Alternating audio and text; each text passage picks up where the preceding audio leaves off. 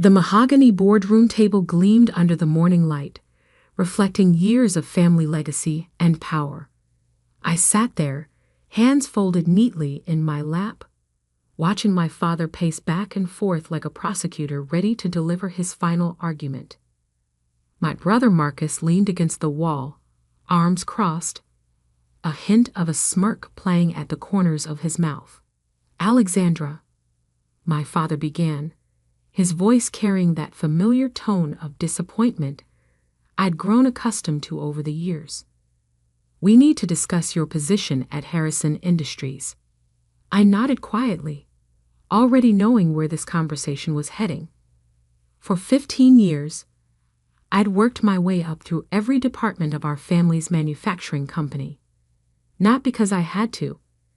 Being a Harrison meant I could have walked straight into an executive role, but because I wanted to understand every aspect of the business my grandfather had built from nothing. "The board meeting yesterday," he continued, running a hand through his silver hair. "That was the final straw." "Ah, yes, the board meeting, where I'd suggested implementing a profit-sharing program for our factory workers and investing in sustainable manufacturing practices, where I'd presented data showing how employee satisfaction directly correlated with productivity and innovation, where I'd dared to challenge the old guard's perspective on what made a business successful. "You're too soft, Alexandra," my father declared, finally stopping his pacing to look me directly in the eyes. "This isn't a charity, it's a business, and business requires tough decisions, not whatever this bleeding heart approach is you're trying to push." Marcus pushed himself off the wall, stepping forward. "Dad's right, Lex. You're going to run this company into the ground with all these worker-friendly policies and green initiatives. We're here to make money, not friends." I sat straighter, maintaining my composure. "The data supports my proposals. Happy workers are productive workers. Sustainable practices attract modern consumers and investors. It's not just about being nice. It's about long-term growth and stability." My father slammed his hand on the table, making the water glasses rattle. "Enough. I've made my decision. You're fired, Alexandra. Come back when you learn what it really takes to run a business, when you develop some backbone." The words hung in the air like smoke, acrid and suffocating. I should have felt devastated, should have argued, pleaded, fought back. Instead, I felt something else entirely: relief. What they didn't know, what none of them had bothered to discover, was that I'd been preparing for this moment for years. While they were busy dismissing my ideas as soft and naive, I'd been building something of my own, something that would change everything. I stood up slowly, smoothing my charcoal gray skirt. "I understand," I said calmly. "I'll have my office cleared by end of day." My father's brow furrowed, clearly thrown by my lack of resistance. "That's it? No argument?" "No argument," I confirmed, picking up my leather portfolio. "You've made yourself clear." Marcus laughed, the sound sharp and mocking. "See, Dad, too soft to even fight for her position. Maybe this will finally teach her how the real world works." I walked to the door, then paused, turning back one last time. "Thank you for the opportunity," I said quietly, "and good luck." They didn't understand the weight of those words. Not yet. But they would.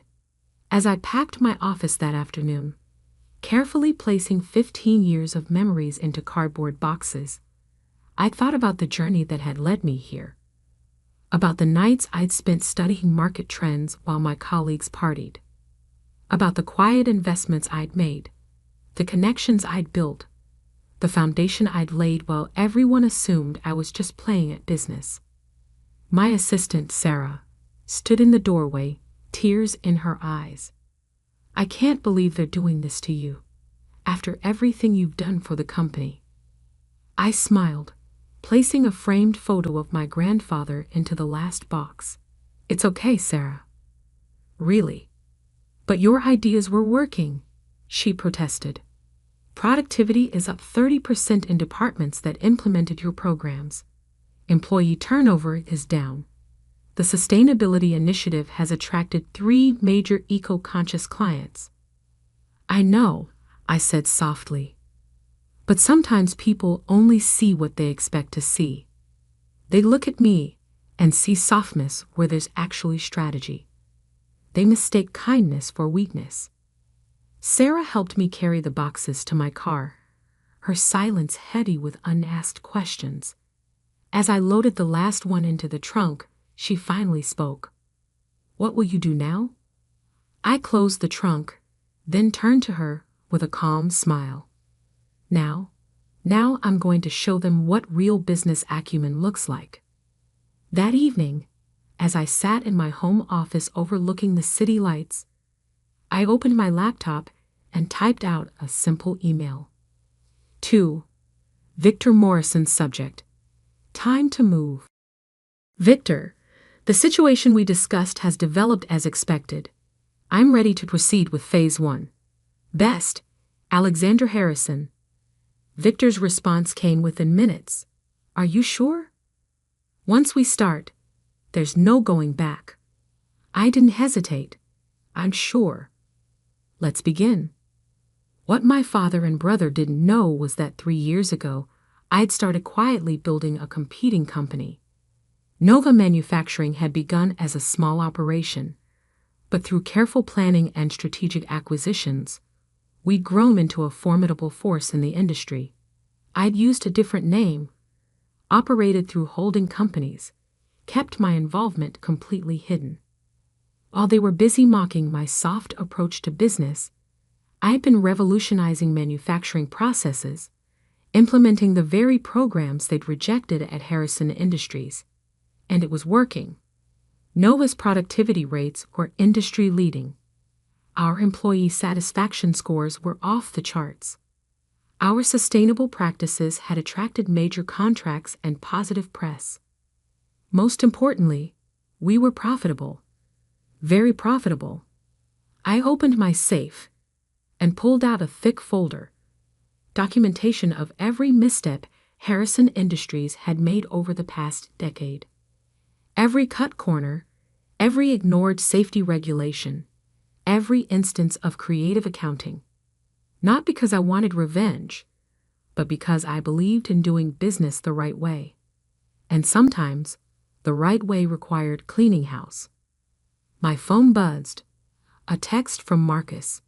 "Hope you learned your lesson, sis. Business isn't for the weak." I set the phone down without responding. Let him think he'd won. Let them all think that. Because in 3 months, when our first major move became public, they'd learn exactly who they'd underestimated. The next morning, I walked into Nova Manufacturing's headquarters through a private entrance. My office, taking up the top floor of a renovated industrial building, was everything my father would hate. Open concept, filled with natural light, walls covered in sustainability awards and employee recognition programs. Maria, my chief operating officer, waited for me with a stack of reports. "Everything's ready," she said. "The numbers look even better than projected." I took the reports, scanning the figures that confirmed what I already knew.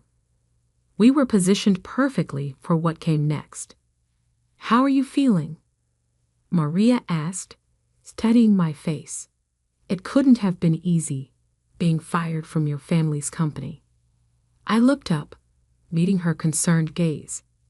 Actually, it was exactly what needed to happen. They think they're teaching me a lesson about being tough in business. But they're about to learn that true strength isn't about being harsh or cruel. It's about building something sustainable, something that matters. "And now," she prompted. "Now," I said, turning to the wall of windows overlooking the city, "we show them exactly what soft leadership can accomplish."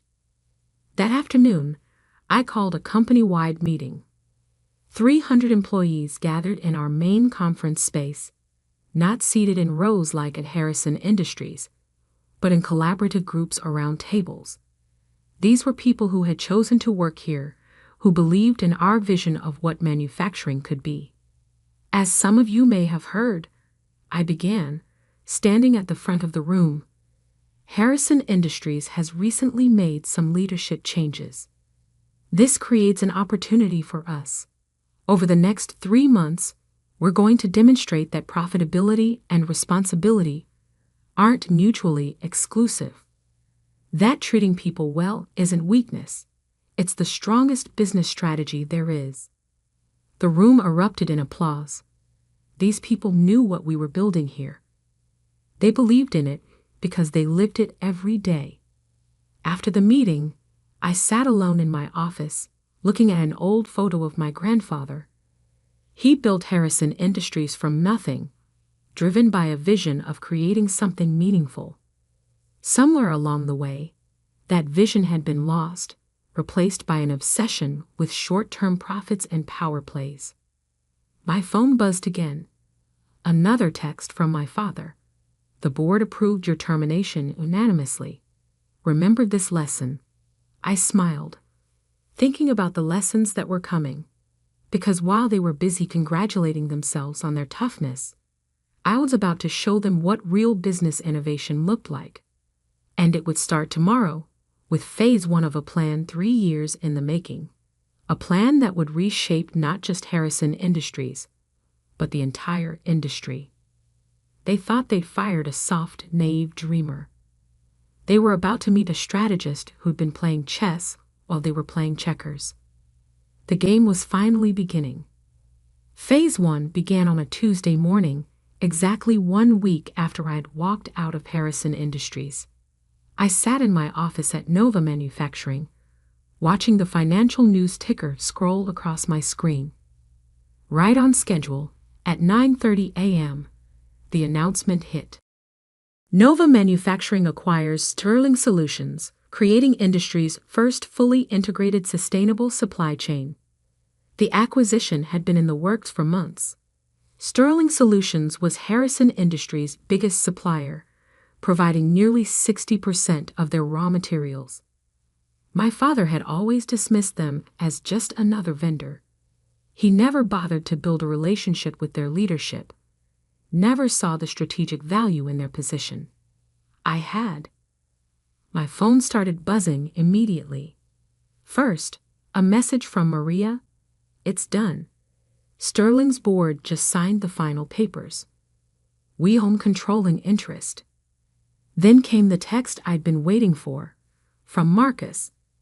Did you see the news about Sterling? This is bad, Lex. Really bad. I didn't respond. Instead, I opened my email to find exactly what I expected. A message from Harrison Industries' procurement director requesting an urgent meeting with Nova's leadership to discuss ongoing supply arrangements.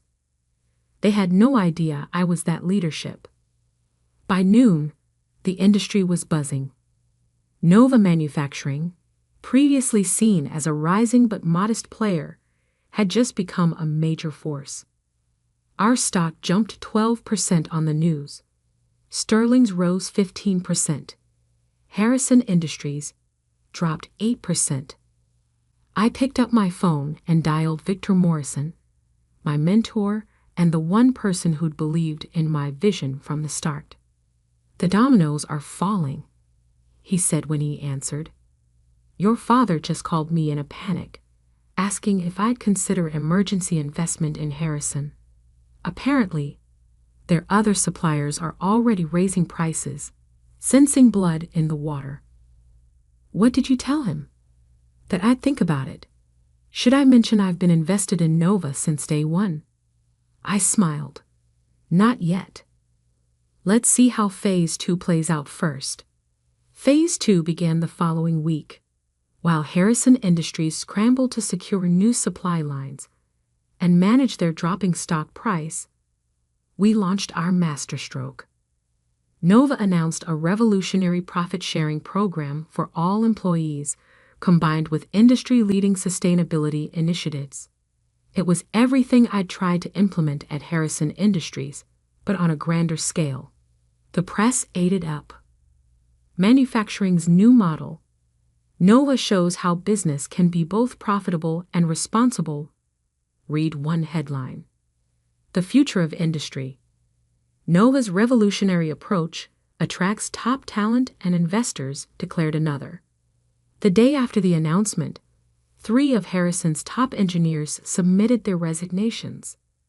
By the end of the week, that number had grown to 12, all headed to Nova. That's when my father finally called. Alexandra. His voice was strained, lacking its usual authoritative tone. We need to talk. About what? You know damn well about what. This company you're working for, Nova. They're systematically destroying us.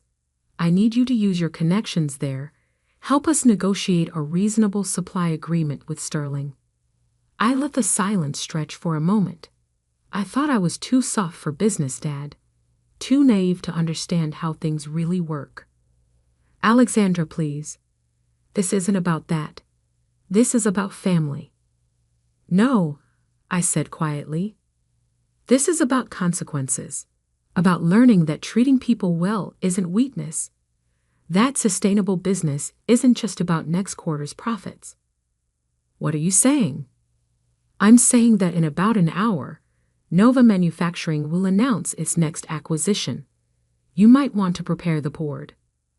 I hung up before he could respond. Then I opened my laptop and sent the email I'd been preparing for 3 years. 2. Harrison Industries Board of Directors subject. Acquisition offer. Distinguished board members. Nova Manufacturing hereby offers to acquire Harrison Industries at $42 per share, a 40% premium over current market value. Given recent market developments and supply chain challenges, we believe this represents a generous valuation. I signed it with my full name. Alexander Harrison, CEO and founder, Nova Manufacturing. The response was nuclear. My phone exploded with messages. From board members, from industry contacts, from employees past and present. But the one that mattered most came from Marcus. It was you. All along, it was you. I texted back a single word. Yes. Within an hour, I was walking into Harrison Industries' boardroom.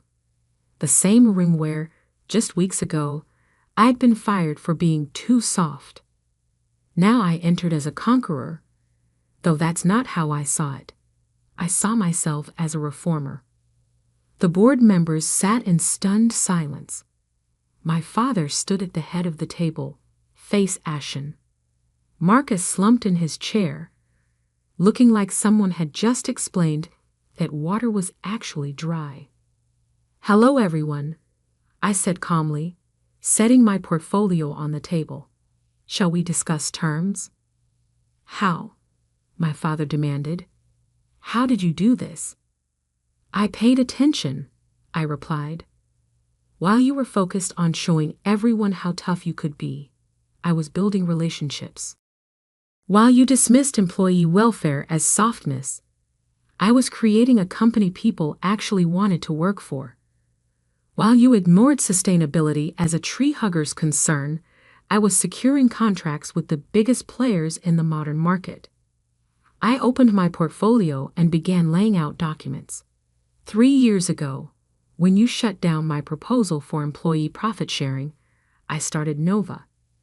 Every time you dismissed one of my soft ideas, I implemented it there instead. And guess what? It worked. Not just worked, it thrived. The board members were already flipping through the acquisition proposal, their expressions shifting from shock to grudging admiration as they saw the numbers. Your choice is simple, I continued. Accept the offer, and we'll create something remarkable, a company that leads the industry not just in profits, but in innovation and responsibility. Refuse, and watch as your supply costs continue to rise, your talent continues to leave, and your market share continues to shrink. Marcus spoke up, his voice hollow. You planned this? All of it? No, I corrected him. I simply built something better. The fact that it's now in position to acquire Harrison Industries is just poetic justice. My father sank into his chair, looking suddenly old. Why didn't you tell us? Why the secrecy? Would you have listened? I asked quietly. Or would you have dismissed it as another one of my soft ideas? The silence was answer enough. 1 week later, the acquisition was approved. The press called it the industry's biggest shakeup in decades. The market responded enthusiastically, with both companies' stocks rising on the news. But the real victory came in the details. Every policy I'd once been mocked for suggesting would now be implemented across the entire organization. On the day the deal closed, I sat in my father's old office, my office now, looking at my grandfather's portrait on the wall. The door opened, and my father walked in. I'd been doing a lot of thinking, he said, looking older and humbler than I'd ever seen him, about strength and what it really means. I waited. You showed me that I was wrong, he continued. That real strength isn't about being tough or harsh. It's about having the vision to see what others don't, and the patience to build it right. It's about balance, I said softly. Being firm enough to make hard decisions, but human enough to make the right ones. He nodded slowly. You're a better business leader than I ever was, than I ever could be. That's not true, I replied. You built something great. You just forgot why you built it. But now we have a chance to remember, and to make it even better. The next morning, I called my first company-wide meeting as CEO of the merged organizations. Thousands of employees, from both Harrison and Nova, gathered in our main auditorium and via video link. Some of you know me as the soft executive who got fired, I began. Others know me as the founder of Nova. Today, I want you to know me as someone who believes that true business success comes not from being the toughest, but from being the wisest. Not from demanding respect, but from earning it. I laid out our vision: sustainable practices, fair wages, profit sharing, innovative technologies. But more than that, I laid out a new way of thinking about business itself. They called me soft, I said, because I believed in treating people well. They called me naive, because I thought business could be both profitable and responsible. Today, we're one of the industry's most successful companies precisely because of those beliefs. The applause was deafening. Later that evening, as I prepared to leave the office, I found Marcus waiting by my door. I've been offered a position at our West Coast division, he said. I'm not sure I deserve it. Everyone deserves a chance to learn and grow, I replied, even those who once called others soft. He smiled slightly. Will you teach me how to lead the right way? Of course, I said. That's what family does. As I drove home that night, I thought about the journey, about being underestimated and dismissed, about being called soft in a world that worshipped tough. I thought about how true strength often comes disguised as softness, and how the quietest plans sometimes carry the most power. 3 years ago, they fired me for being too soft. Today, that softness had revolutionized an industry. Sometimes the best revenge isn't about getting even. It's about getting it right. And as I looked at the city skyline, at the buildings where thousands of people would come to work tomorrow in a company that valued them, I knew that this was just the beginning. Because soft doesn't mean weak. Sometimes it means being strong enough to change the world.